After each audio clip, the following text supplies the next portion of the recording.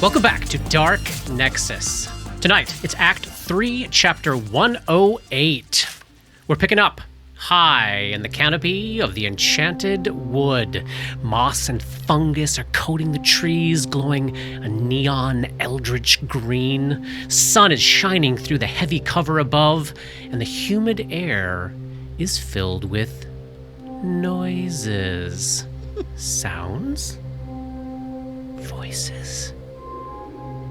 Whispers, creaks, and groans, the buzzing of insects, and a faint hint of madness. Ranger Grip, Safari Dora, Frogwick, and an exhausted, unshaven, unwashed, falling apart real-world Vic are hundreds of feet in the air, spider climbing on the branches of a super colossal oak tree. Grip and Vic are nearly dead, watching as the corpse of the horse monster that just nearly tore them apart plummets hundreds of feet down to the ground. Dabs is nearby. Dora is fairly close.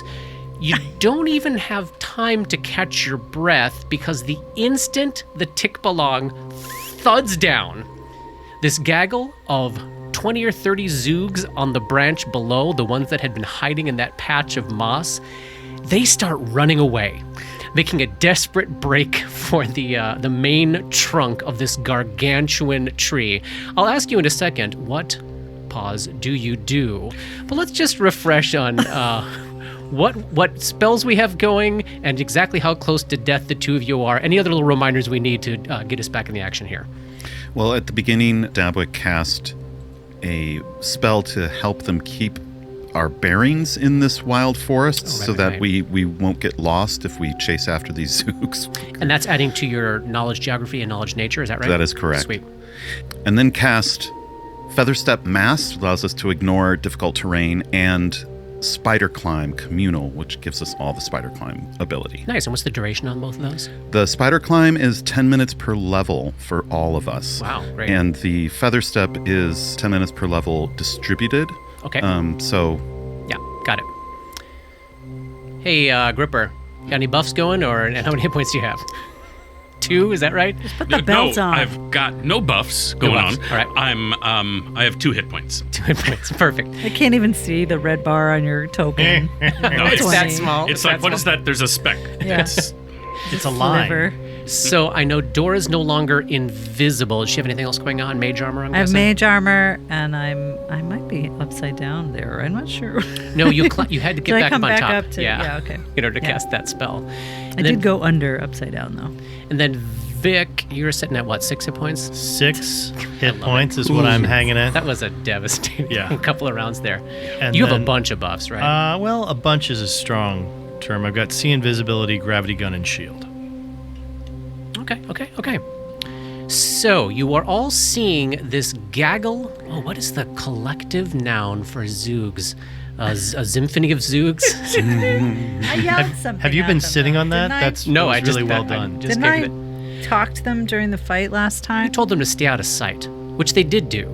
An asylum of Zoogs. An asylum of Zoogs is An racing. insanity of Zoogs. Insanity. The insanity of the Zoogs. The Zoogs are running. These tiny little cat-sized creatures with the mole faces and the human hands. Oh, and because they're coming out hiding, right? And they're opening their eyes to start running. So it's just this like spray of red light. It's like each of them, it's like 2 red flashlights out of like the front of their RoboCop. face. Yes. They're just like Cyclops. They're running towards the tree. What do y'all do? Towards the trunk of the tree. Dora yells out in Aklo. Mm-hmm. Wait! You see one near the front sort of stop, let the others kind of start to stream by him.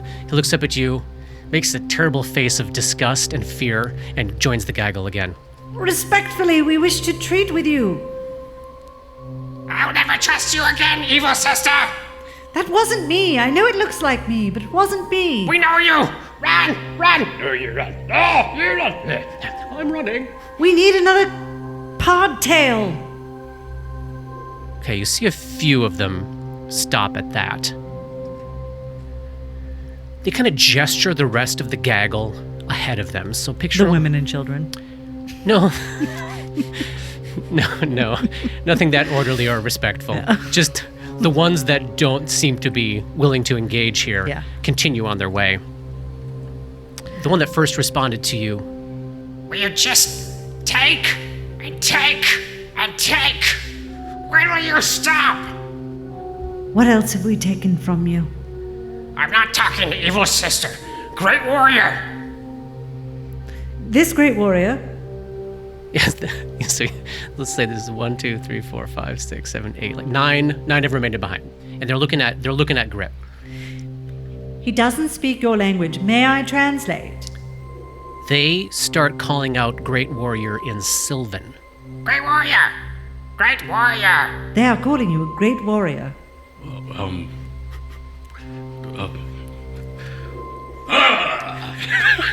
They all take a couple steps back in terror. Tell them I appreciate their praise, and I would appreciate if they could hear us out. I translate into both Sylvan. No, I'm going to just stick with Sylvan. It seems safer. So that you don't get any So of I the don't declension get, wrong? Yes. Just in case. Don't want to have to make a linguistics and a diplomacy check. What about the sling toad speak real language? Does Sling Toad? Is that what he said? Yes. Yeah, the toad that used the sling. That is going to be my I new see. nickname Yes. for you. The Sling Toad. Dabak, what languages do you speak? Do you speak Sylvan? No. I don't think we do. I think only me and Barnabas do. Yeah. So they're stuck with Evil Sister. Okay. Well, they could go with Aklo and Raggedy Man over here. I'm not sure. They might not even recognize him. The beheaded Are you one. suggesting that? But they don't seem to want to speak with me because, of course, they dealt with Tima last time. Oh, yeah. We will not talk to Dead Eyes. Well, they won't talk to you either. Where is Mouthman? Wait, look, my eyes are not dead. Look at these things. These peepers are alive. Do I look the same to you? You do not look well. Well, you're not wrong about that. Mouthman. It's either Ray or Gulliver or Angry Knowles. Kitten. Where's Angry Kitten? Where's Mouthman? Where's the quiet one? Angry Kitten has got to be lols. Isn't kitten the word you use for young? Ray. Right. His Angry past. They kind of shrug their shoulders. Yeah, I don't expect them to care, but just to explain. Oh, and I that. suppose so. They're in conversation mode, so they're kind of like half standing up on their little. And it's human hands at the end of all four legs. Yeah. So they're standing on their hands with their hands kind of, drumming their fingers on each other. yes, it's a little Burnsian posture in front of them. T-Rex. Look, we obviously did you wrong. You're speaking Aklo? Yeah, Got it. we did you wrong, and that's on us. But Yes. yes, but is there something we could do to make it up to you? Why would we trust you? That's why I'm saying if there's something we could do to make it up for you, then you wouldn't trust us. You wouldn't trust us until we did it, till we actually helped you. Oh, what do you think, Dimplebead? I don't trust him. What do you think, Finch? I don't trust him. Figfog? I don't trust him. Jeremy? But you do trust the great warrior, yes? Great warrior's a mighty warrior. We value your strength. They all sort of do their equivalent of flexing. Yeah. Which is just So I was grotesque. just sitting here like, I killed the fucking nightmare thing, but okay. Fine. Is there anything, translate this for me, is there anything I can do to help, to vouch for them? You cause terrible disturbance here. You destroyed our whole ecosystem. By hunting the pods, or You made us take you to the pods and then you killed them. Many Zoogs died. R.I.P. Mortimer! And they all go, Mortimer! Mortimer! They howl this name Mortimer to the sky. And then you took that big one's tail and you left, and we ate well for many moons, but the alpha predators were gone. And now the tree tigers have moved in. And they're eating us all. And they're scaring off all the smaller, more delicious cats. There's less for us to eat. That's why we were intrigued by the tawny kitten. It was an illusion, though. I know. I watched what happened. So our whole way of life has been upended. We live in terror. It's your fault. We mark your coming as the beginning of the end. Yes, we do. Who's that guy? That's Jeremy. And roughly, how long ago was the beginning of the end? Many moons. Many moons. Yeah. So you ask, what you could do? Yeah. What can we do? Perhaps we could help fortify your home. Our new friend is very talented with such things. Sling Toad. That's right. Sure, That's right. yes. Sling Toad.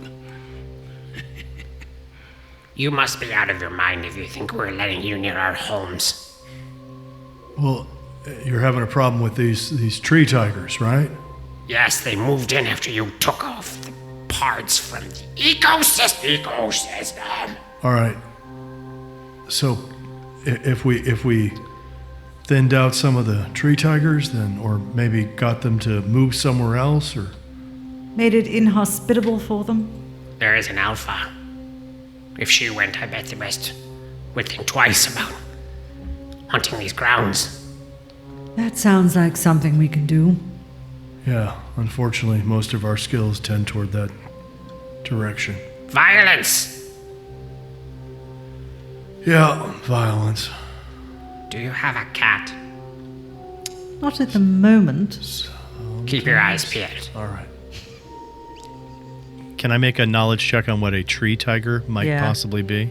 And if it's got Yeah, a go pretty for it. tail. It's got Sure. a purple What am I? What am I rolling for that? Planes. Excellent. That's a 13, so I don't know. Tree tigers. Planes, you said? I did say that. Oh. Dory, you know anything about any tree tigers? 25. Yeah, I think you'd think of them as probably just Dreamland's adaptations of tigers that instead of living more on the ground, live up in the trees. They would tend to be more green, kind of camo colored. And if they're describing an alpha, you probably would consider that to be like a dire tiger, probably. But something distinguishing about them? That they're green. Very He-Man and the Masters of the Universe. Yeah, totally. Because it doesn't really need to be a blue and purple one. He values prizes from dangerous predators, which it seems like this would qualify. Well, Tree tiger? No way. No? Not compared to the pard. What hunts the tree tigers? Well, the pards used to, but you killed them. Right. but we only took one tail. Maybe you guys have the other tail. We do. So maybe No one eats tails. Right. No one eats tails. I mean, Obviously. that's Let's get real here. Oh yeah, Well, perhaps we can do this service for you in exchange for the other tail, and to try to atone for our misstep. There you before. go, evil sister. Thank you. To atone for your misdeeds. Yeah, evil Yes. sister. Yeah. Okay, Deadeye. We are going to consult amongst ourselves. Come here, Niazor. Tippy big bubba big fish. Big fuck. Out of there. Jeremy. They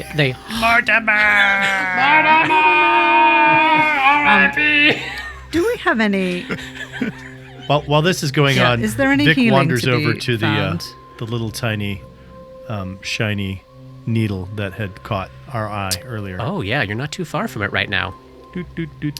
Let's deal with that in 1 second. I need some diplomacy checks here. This felt to me like Vic aiding Dora. Does that feel fair? Sure. Let's roll it up. Let's check, Oh, man. check Vic first. That's a 27. Oh, nice. And I from Dora. also got a 27. Excellent. So 29. You know you're sitting on a 29 to this group Yeah. of sentient beings that you terribly, terribly wronged. Do you want to keep that number? Would it help if I stand there and flex? Oh, Couldn't he aid from being impressive great warrior? like with an intimidate thing? I would accept that. Like his flexing and posing and stuff that he Yeah, was doing earlier? roll it up, Robert. But on my diplomacy or on my intimidate? You can roll intimidate. All right. 17. Okay. All right, so they are discussing down amongst the moss. So this little cluster of 2-foot tall beings standing on their hind legs, all like in a literal huddle, hands on shoulders. It's just so many weird, creepy, tiny little hands.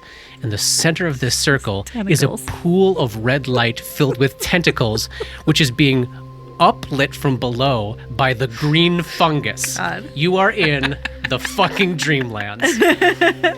Vic, this needle, this flash of metal that Grip first noticed when you landed here, it appears to be a rusty, old, crude, like hollowed out needle.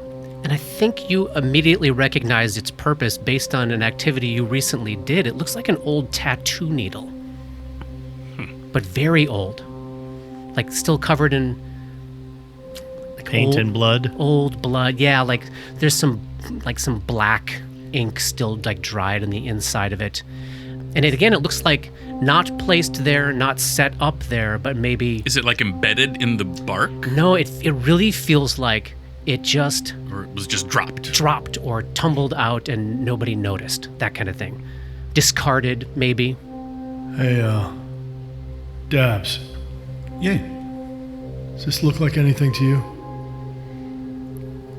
I could do a detect magic on it. Zoom. It does not radiate magic. Doesn't look familiar to me. Dora, has this thing got any stories? I'll cast Detect Psychic Significance. It is radiating an intense amount of psychic significance. It is practically a blazing sun to that set of vision for you. Hold on to that, Vic. It's Yeah. quite significant. Speaking of which, friends, you don't look too well. You take that back. Do you have healing? I didn't prepare any healing today. Do we have items? No. No. Well, that's a problem if we're going to go tiger hunting. As you're wrapping up that conversation, the insanity of Zoogs finishes their conversation. All right. We're gonna give you one more chance. You take down these tree tigers. You make our home, our ecosystem. You make our ecosystem a little more livable again. We will take you to where we have hidden the rotting tail of the lady part. That's extremely generous, thank you. Thank you, evil sister. I'm also known as Dora. I am known as Burakur. It's nice to meet you. Again. They all cock their heads. And then they probably shrug their shoulders because they live in the Whatever. People are dreamlands. so weird. Fucking dreamers, am I right? So we have to take down the alpha or multiple tree tigers? If you take down the alpha, The others will the leave. others will probably leave and go try to find another alpha somewhere else. Well, we need to do some reconnaissance, I think, while we heal. So they're able to give you an insanely obtuse set of highly specific directions, because it's not like go southwest Right. is a direction. It's take the branch of the tallest oak for the length of 3 elm trees, drop down 60 feet to the first branch of the beech tree there, climb up, it is an insane set of instructions like that. And already Paul's looking at me like, okay. So Dabs is very carefully clocking all of this information. It'd be a knowledge geography check. It may very well be a knowledge geography check to try to navigate these insane directions that are based entirely on trees that they know very, very well. Yes, we need to find a place where we can rest, I think. Or we could just leave the Dreamlands and come back. But there's no guarantee that we'd be able to come back to this place. And there's let's no not do guarantee that. we'd not come back in a different time.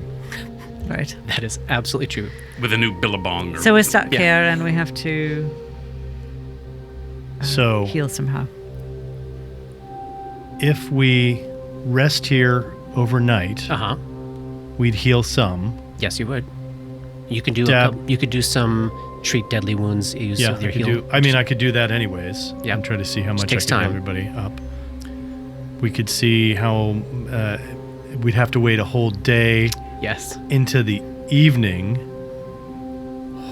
and then we're going without food for Well, a you day. you technically have to wait Sleep. until dusk here. All right, well, at the very least, let me see if I can try to fix you up some.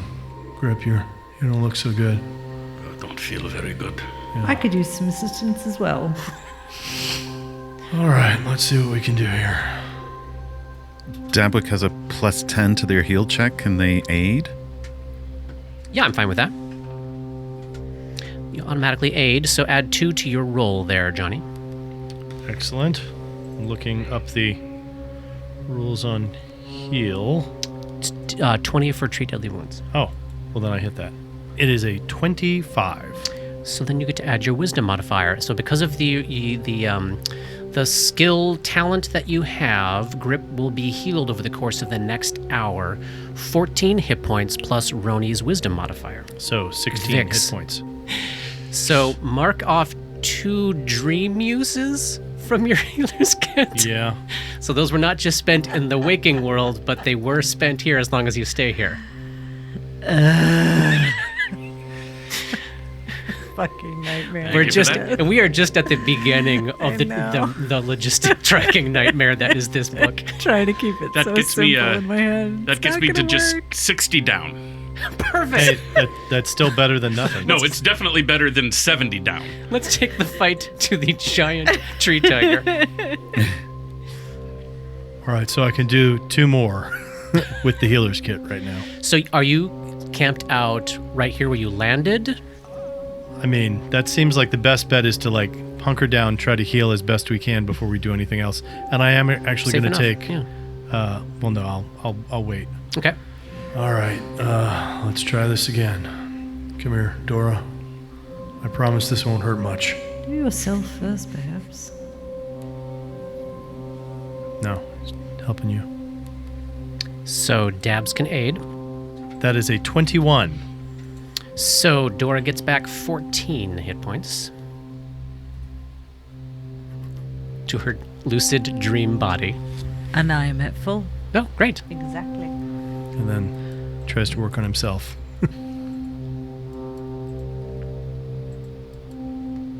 Oh, nice. That's a 25. Very good. So 14 plus your wisdom modifier. 16. So as you were doing this and tending to yourselves, Burakur and the Zoogs leave with Sling Toad, who seems to be the responsible one here, a very complicated series of ways to drop handfuls of fungus off of the sides of the tree, that if you come back to this place and drop in a certain sequence in a certain order, fungus down onto a certain branch 80 feet down or so, the message will get to them that you all have returned. Amazing. And the coast is clear. We communicate this without any language. Purely through just body language and demonstration, and with 9 Zoogs all trying to be helpful, the chaos is outstanding. So this is a pretty big chunk of time, even Yeah. before we get to resting. So we're talking about a 3 hours. 3-hour period.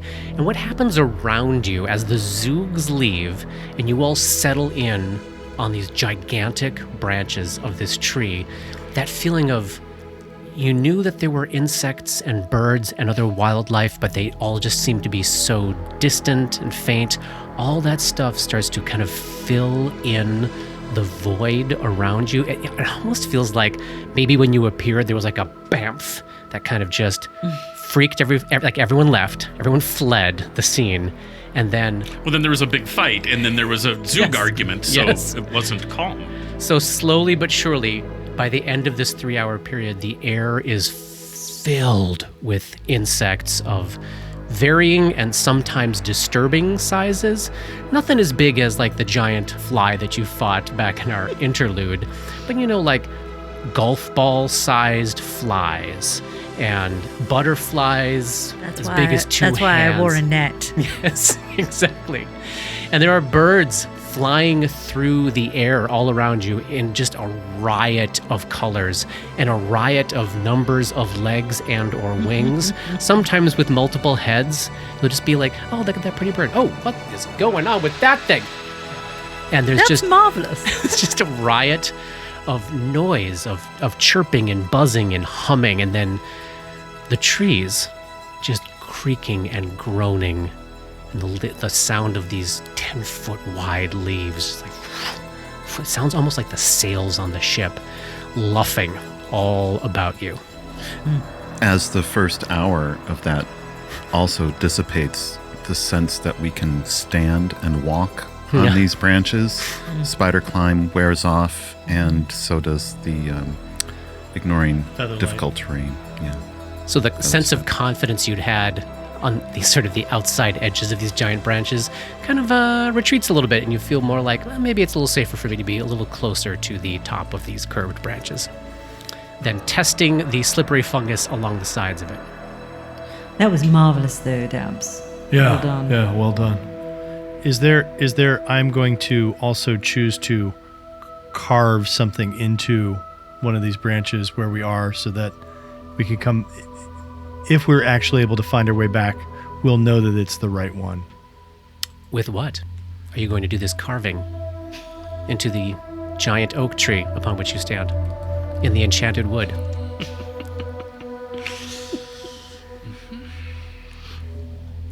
Why don't you add insult to injury and pull out a cold iron dagger or something? All right, well, how about this? Okay. Since I've got my alchemy kit with me, Yeah. is there anything that I could make up that would be like a dye or a paint or something like that? Yeah, That would for sure. I like that. that would just not harm it, but would leave Last for a few days, but wouldn't be permanent. Yeah. Yeah, absolutely. 100%. Okay. You make your mark with alchemy. Vic was here. Anything else we wish to do in this chunk of time while all this healing is going on? Well, I might do that psychometry reading on the tattoo needle. We can certainly do that. We also have this magic item that has never been identified. Perhaps we should make that a priority. So Grip is still holding on to the buckle that was holding up Viscount Brelin's pants that he removed when his beloved was approaching. And we have not had time where we were not fighting. We were either fleeing or fighting to examine that. You want to zoom there? Dabwick rolls a spellcraft check at 26. It is indeed magical, and Dabwick recognizes it. Probably because it has the exact same function as the belt that Dora is wearing. It is a belt of Mighty Constitution +2. Wonderful. A dream belt, so you will only have access to it here. But that's what it is. Anyone mind if I put that on? Please do. Is there still vomit on it? Some of the little black sludge. Yes. Oh my god, yes. Gross.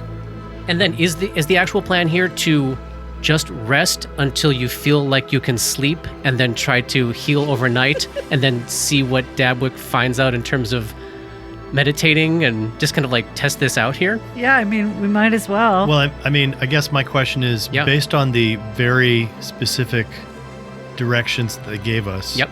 how long do we think that's going to take to get there?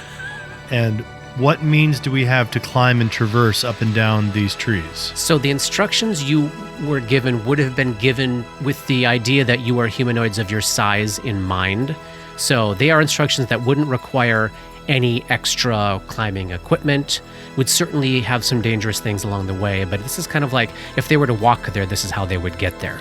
But this path, about a 4-hour hike, would you call it that, through the trees? 4-hour hike through the trees. And we have no idea what time of day it is right now. Well, no, after 3 hours of doing this, it starts to feel like mid-afternoon.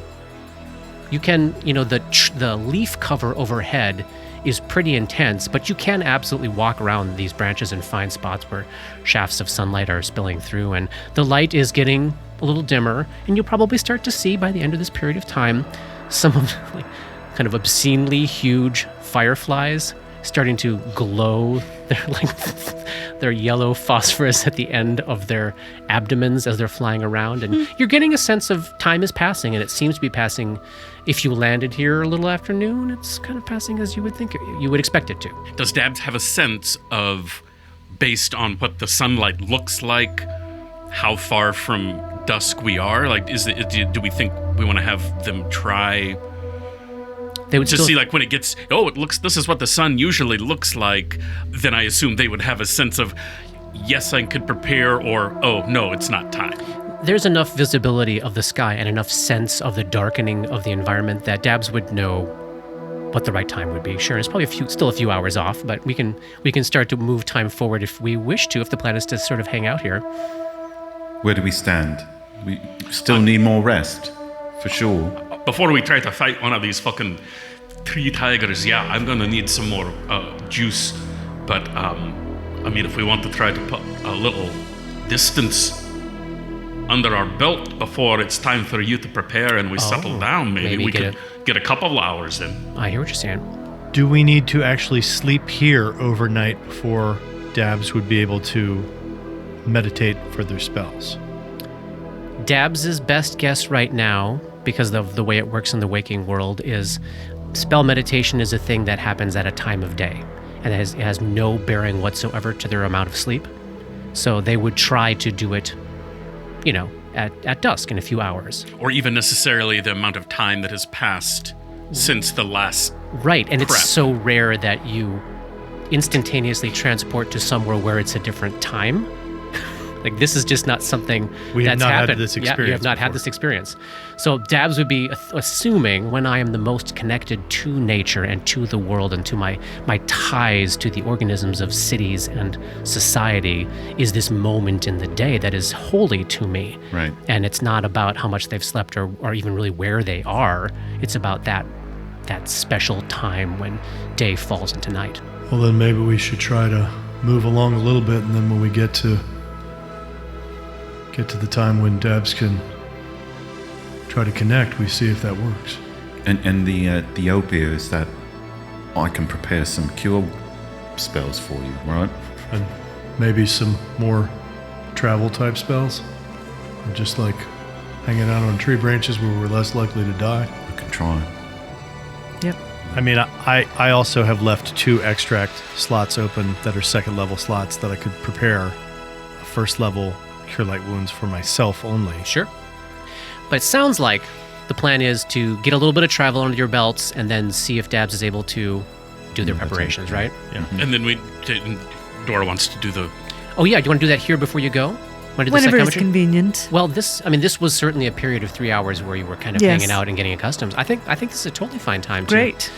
to do a little psychometry. It's been a while. It's been a hot second for us. I think that that after Vic is done healing up everyone, he's going to go ahead and mix up his last 2 extracts as Cure Light Wounds for himself. And Got it.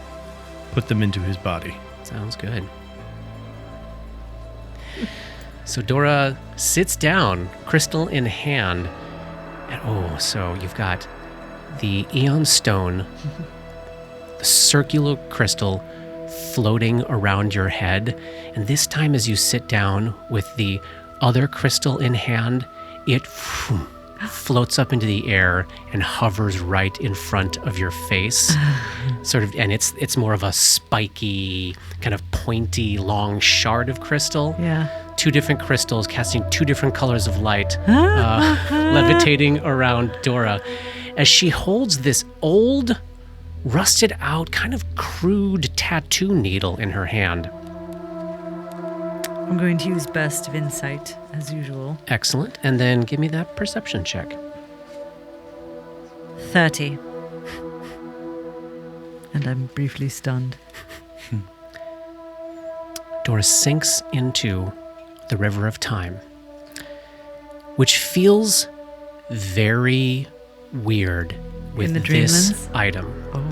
Because this item in the Dreamlands has now had a life in the real world and a stretch of time where it's had a life in the dream. Oh, fantastic. And you're having this overlapping simultaneity of visions, like you're experiencing what it experienced in the Dreamlands as happening at the same time as things it was experiencing in the real world. Time starts to become completely meaningless to you. And I think here that this sense of time being a river, of going from one place to another, and you stop at various points along the way, dissolves. Yeah. And you are just in a pool, like a little oasis of time that is all blended in on itself. And you're sinking into it, and this bright, bright light that had appeared to you when you first cast your Detect Psychic Significance spell is calling to you as you feel yourself almost psychically swimming down into this pool, and then you're outside of a tawny-colored silken tent. It's nearing dusk in some brutal, rocky desert environment. The shape of jagged mountains can be seen in the distance by the light of the falling sun. The air is thick and dry and hot and stale. Wherein, the stranger, sits beneath a canopy created by this expensive tent. Wrapped in her silks and leather, she's sharpening her rapier. She seems pleased with herself. Next to her, exposed fully to the sky where he's been left for the past several hours, a young Grook lies in chains and manacles. He's not 9 years old anymore. It's hard to tell exactly how old he is because orcs grow to maturity much faster than humans. He seems more like an adolescent than a child, though, even though he's still not quite grown into his full size. He is in a period of transition. He's battered and bruised and splattered with blood, though the blood doesn't appear to be all his. The needle is tucked into the seam of his left boot. He always has it with him. At this point in time, it's much newer. There's no rust at this point. The stranger finishes her work, sharpening her blade, and turns her alien face to study Grook. She drags a claw over one of his arms, nudging at the partially completed tattoos. These. What are these?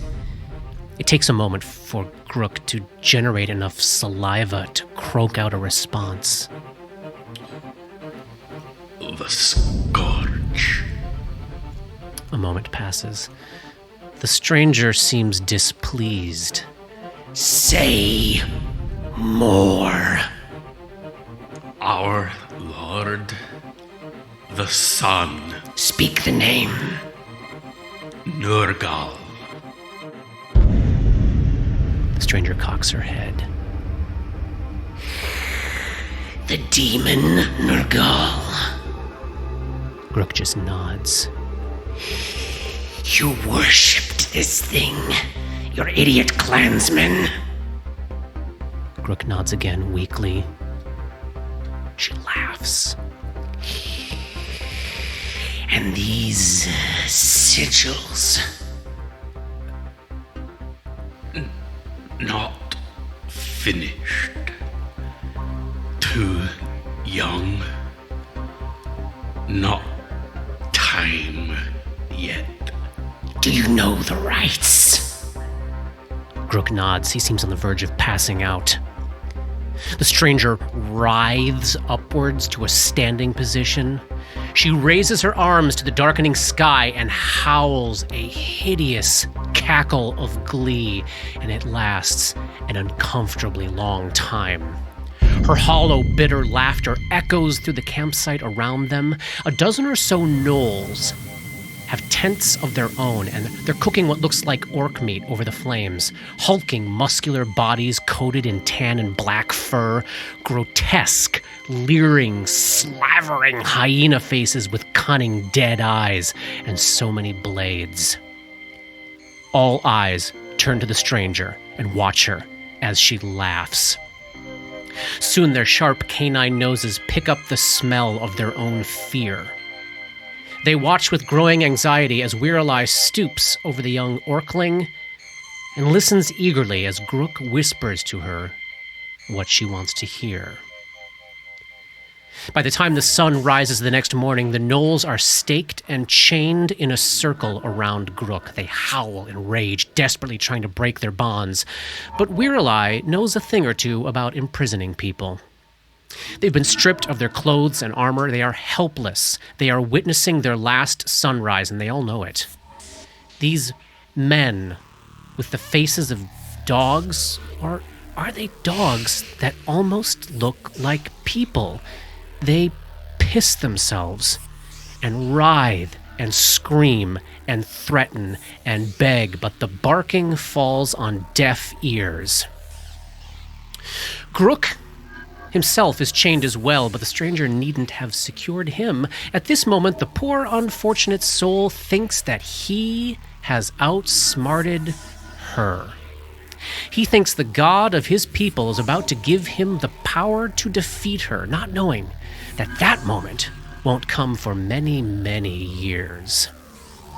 Over the next 6 hours, as Wherein urges him on, Grook speaks the prayers he'd been learning since he was able to form words. He uses the jagged blades heated on stone slabs to remove the proper organs. He drains the proper fluids and mixes them together with the blood from their veins and an inky tar that pools in the lee of certain rocks out here, if you know how to find them.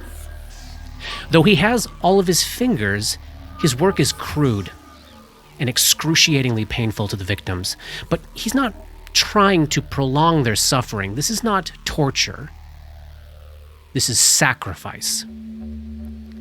He mixes the secretions and creates his ink, and then slowly, painstakingly, as the sun pounds mercilessly down upon him, he completes his crude tattoos with this needle, this tiny implement given to him by his brother after he'd finished marking his own flesh. And as the sun hits his zenith in the sky, Grook's art is complete. He licks the needle clean and tucks it back where it belongs, back into the seam of his boot. Then he finishes off the gnolls, beneath the hateful glare of the demon lord he was raised to cherish. Their part in his ascension is over. They're just meat now. It's how he was taught to think of them. And it's easier this time. The killing. And this time, it's a choice. A choice made for power. The stranger fetches a whip encrusted with salt and hands it to Grook. Grook lashes himself for 1 hour, an hour. And at the end, he collapses to his knees. Is it done? Is it done? Grook shakes his head wearily and then leans down and scoops up a full handful of sand. Certain that his fortunes are about to change forever, and fully cognizant of the consequences, too, he leans his head back and pours the sand into his mouth. He gags and hacks, but he knows he has to swallow it. All of it. The pain is excruciating. He can't breathe, he can't think. The world wavers and he blacks out. The stranger watches breathlessly for an endless, silent, still moment. And then His dark tattoos briefly flare bright red, and Grook wrenches up to a seated position, hacking and coughing great gobs of sand out of his mouth. He feels it, he feels it, he feels stronger already.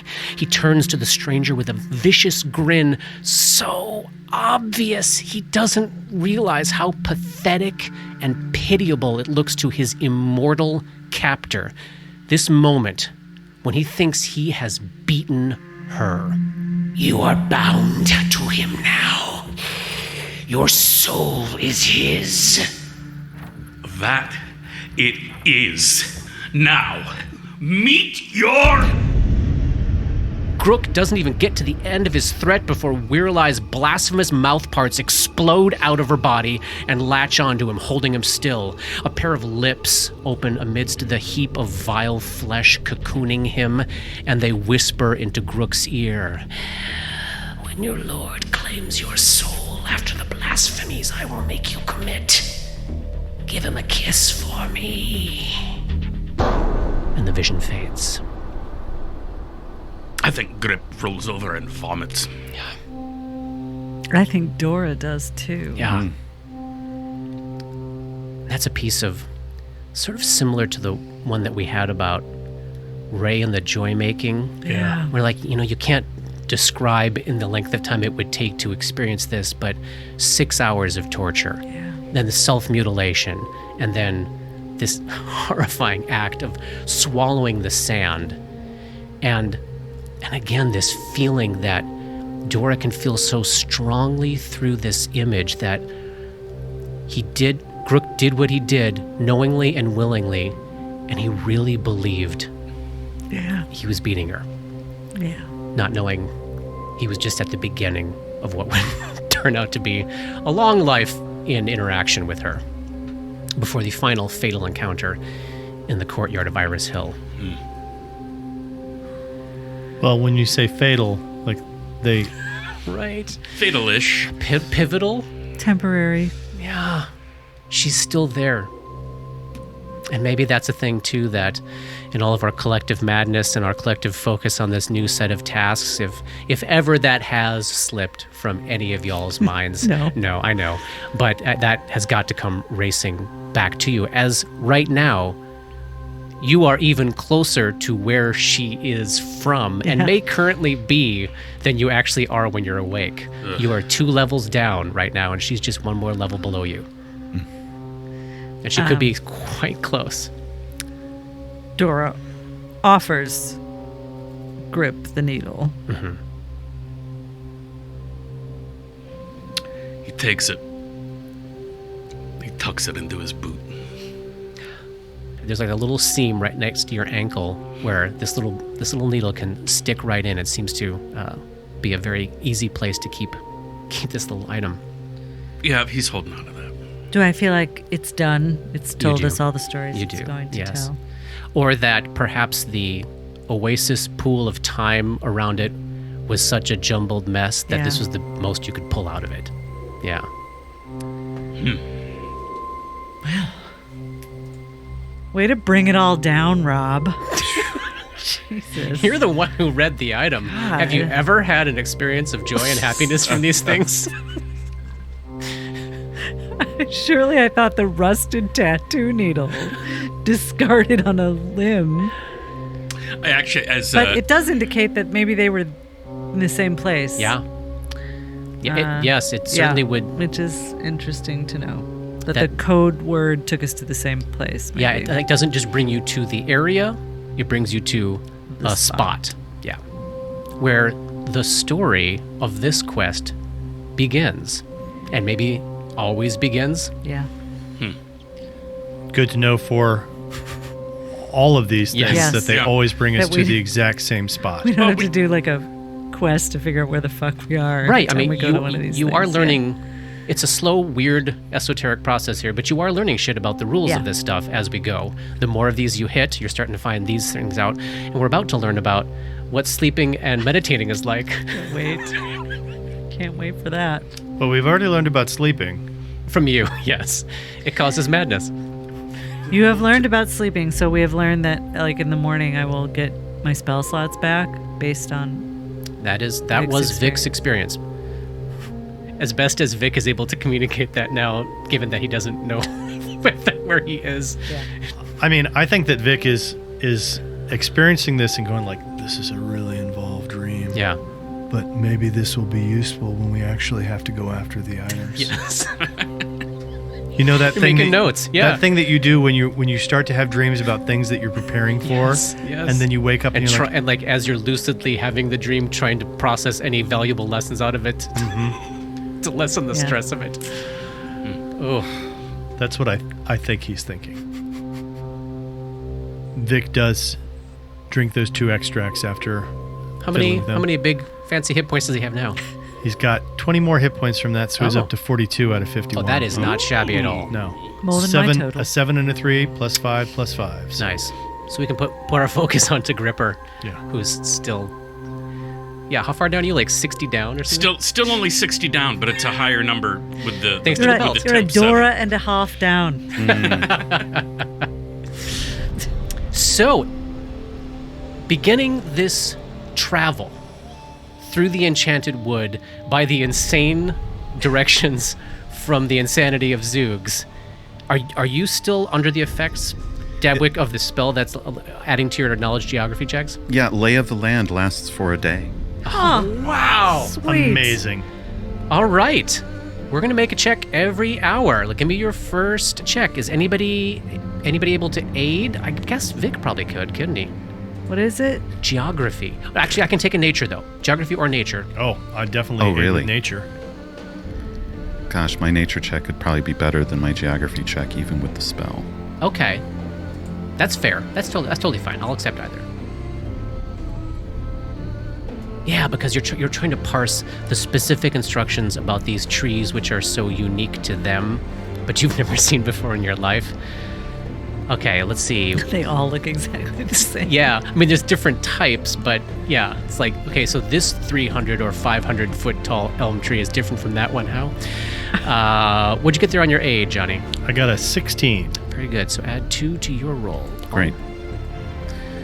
Dabwick rolled a 24, so plus 2.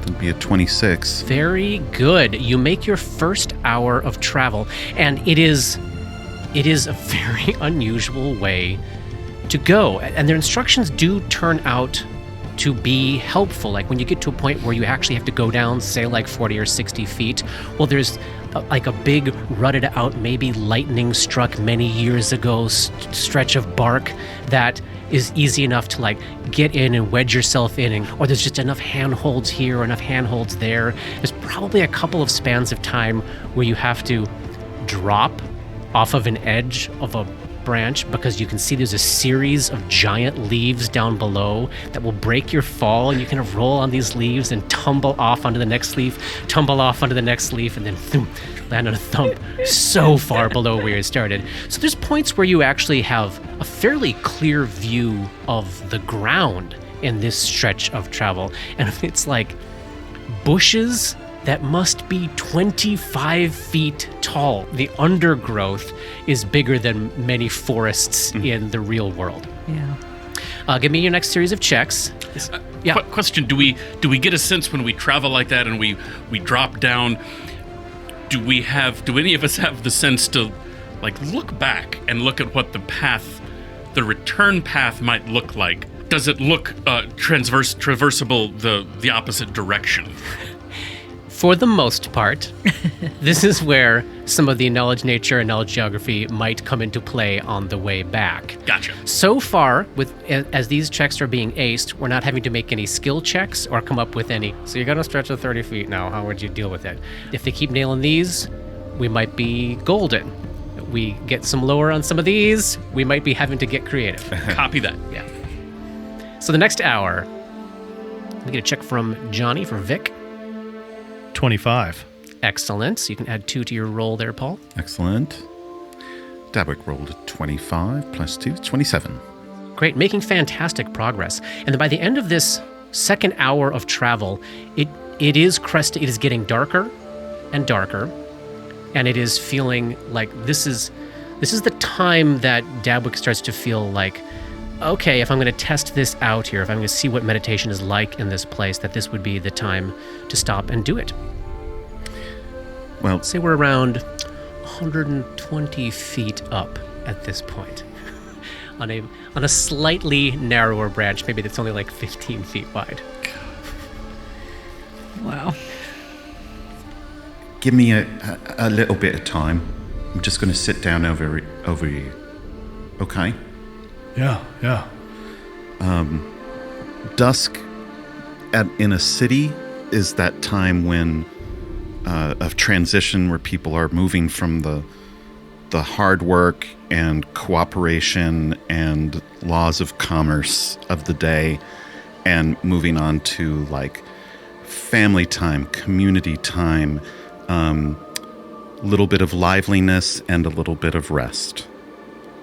And Dabwick's trying to channel into those energies in the forest and see if they can feel this transition happening. And if that's something that they can tap into to help them meditate. This is a profoundly weird experience for Dabs.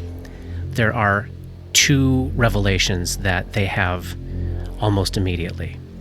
The first one might feel like a bit of a relief because the level to which Dabs has been fully conscious of how much the gloom and despair of Jamandor has slipped into their meditation time and has darkened their own worldview, their own mood.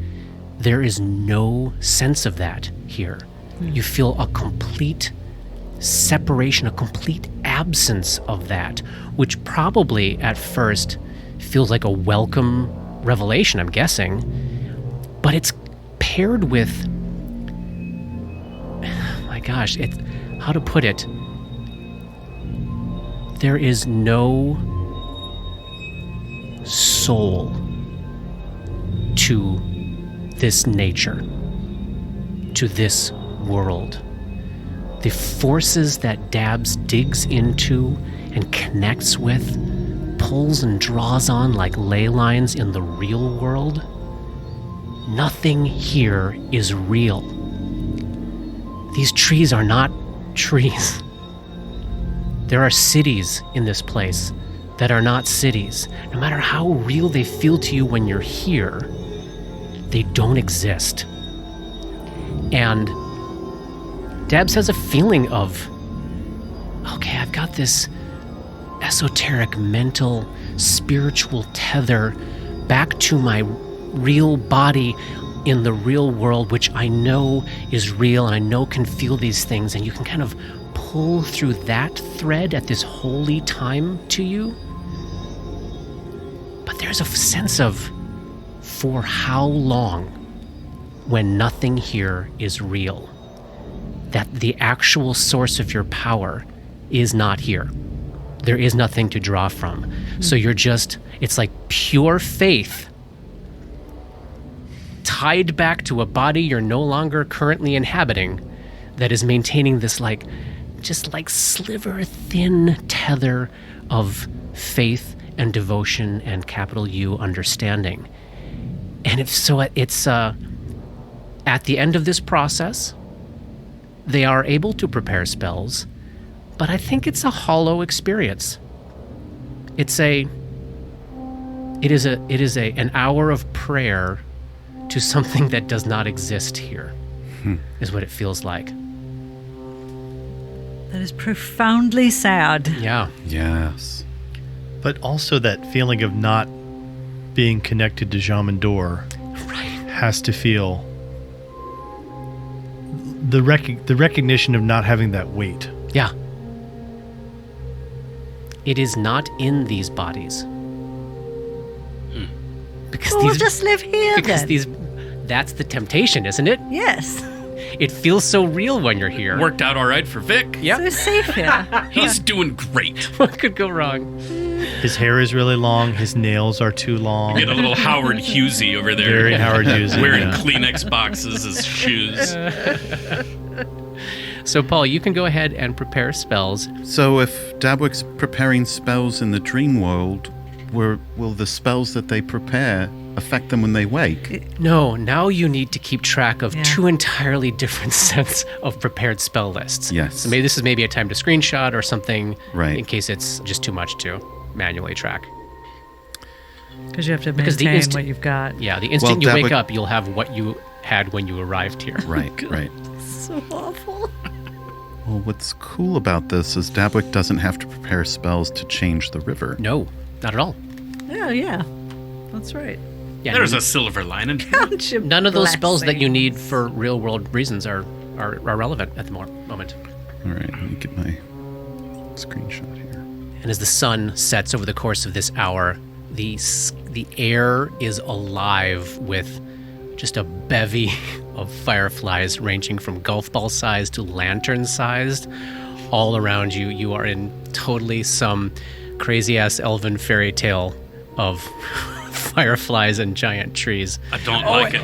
And the Don't like it. moss is glowing green, so it never gets fully dark because there's always weird eldritch light. Oh, is it? So it's like always like low light Yeah, it seems like it. Yeah, that's cool. Yeah, and creepy. yeah, that's a boon, isn't it? It's something. This is also probably a good place to rest, and you probably don't want to travel any further in the evening time, I'm guessing. Do you want to attempt to rest here and see what happens then? Do we need a watch? I think we might need a watch. Yeah, go ahead. Vic like literally just like lays down, Expecting to now wake up. puts his pack under his head. Little hat over his It face. totally. Little Three Stooges snooze or snore. So to get her spells back, Dora actually has to I sleep. gotta sleep for 8 hours. The same would be true for Vic, whether he was just going to go to sleep or not. So I think the watch is going to have to be like it has to be like a 12-hour sleep cycle with Yeah. Dabs and Grip splitting The middle part. the middle part. Well, yeah, it's a long, weird night because Dora's got to sleep, and she can get the 8 hours, and she can pick up in the end. But I think having no watch in the enchanted fucking forest What could go wrong? is a terrible idea. Yeah, I can keep playing. Great. Yeah, We can move on a little bit, and you can just keep working on it. yeah, I got a couple more.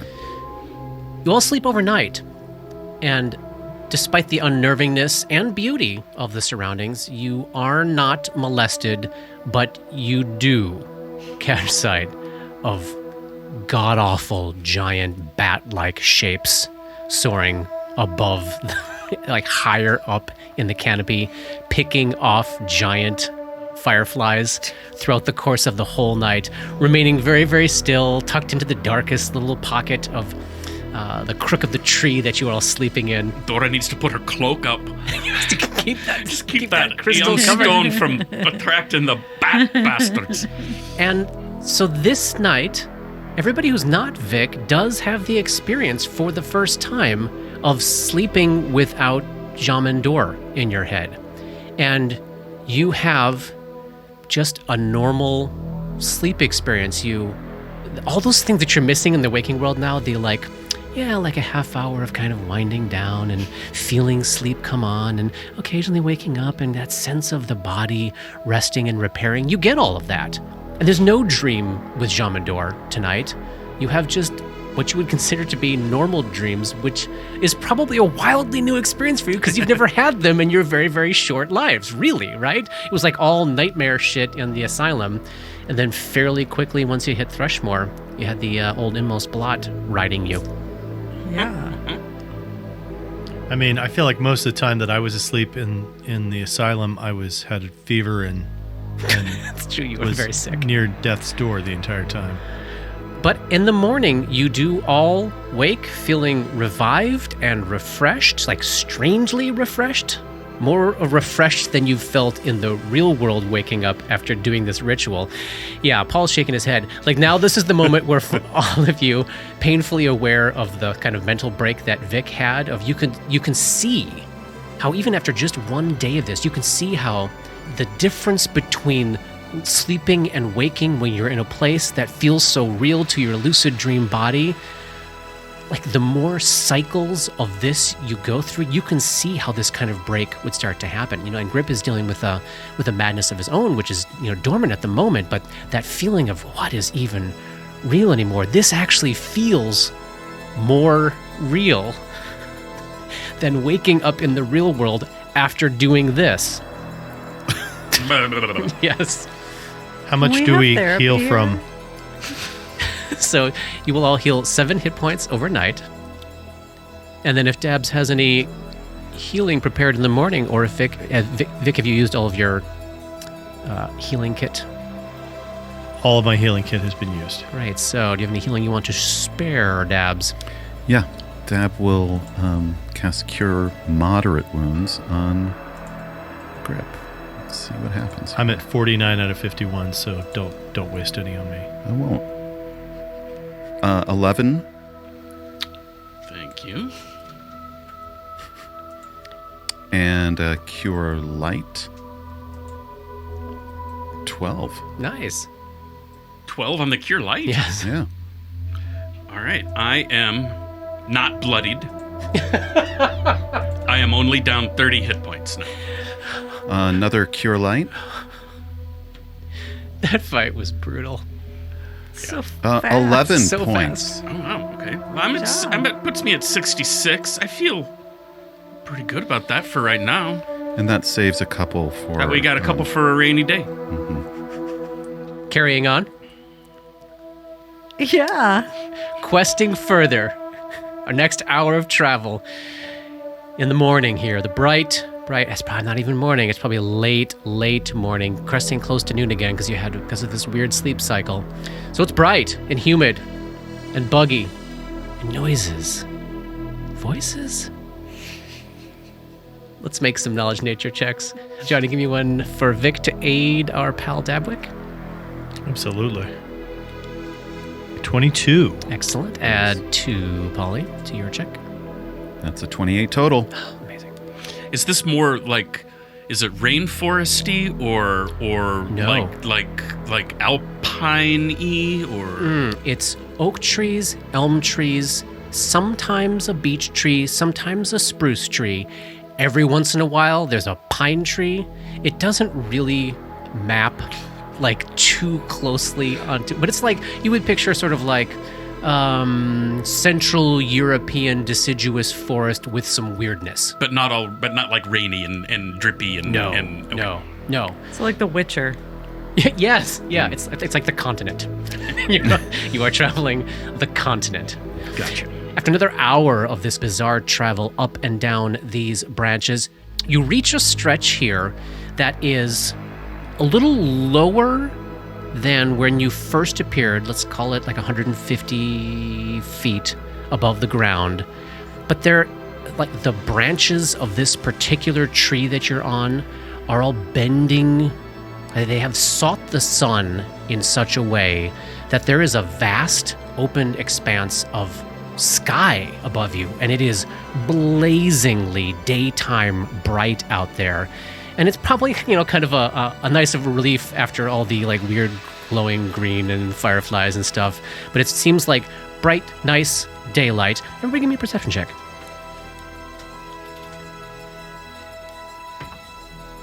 Assuming Dabs is leading the way here, let's start with Dabs. 28. Great. Vic? 23 or a 26 for traps. Dora? 21. And Gripper? 18. Oh, that's still quite good. You're coming around the wide curve of a tree in this very, very bright stretch of this trek, and Dabs calls a halt because they spot a very unusual situation. You've seen insects, you've seen birds. Gripper's seen some bats. There are cats, there's nightmare horse people, there's Zoogs. You have not yet, in all this time, seen what you would call people, really, yet. Until Dabs catches sight of about like 100 feet ahead out on a very long branch that is your path. a large leaf extending from this branch, to which a human man appears to be bound, gagged, and staked to the leaf with wide thorns, struggling fitfully and weakly out in the blazing sunlight. And it was 150 feet clear drop below him underneath this leaf. We'll pick it up there next time. That's the end of chapter 108. Smells like a lure to Whose me. backup character is it? Dark Nexus is produced by Plug and Hum Productions. This podcast uses trademarks and/or copyrights owned by Paizo Incorporated, used under Paizo's fan content policy. This podcast is not published, endorsed, or specifically approved by Paizo. For more information about Paizo Inc. and Paizo products, please visit paizo.com. That's PAIZO.com. Dark Nexus uses music and soundscapes by Syrinscape. Check them out at syrinscape.com. That's SYRINSCAPE.com. Opening and closing themes, along with additional music composed by Rob Kauzlaric. Artwork for Dark Nexus is by Matt Wahlquist. And thanks to DMCP, Richard and Ari, Paul and Shannon, Scotty, Jason, Jess, Joe, Chelsea, Matt, Dave, Derek, Darren, Michaela, J.H., the Biscuit Buddies, and everyone we've gamed with over the years for all the memories and inspiration. Click the tab. Click the skills. Can you find skills? Stop. Oh my god. Yes. Did you find that? Click the skills. Find the skills. Find the skills. Are you looking on your sheet? Are you even in Have you Roll20, tried bro? turning it off and turning it on again?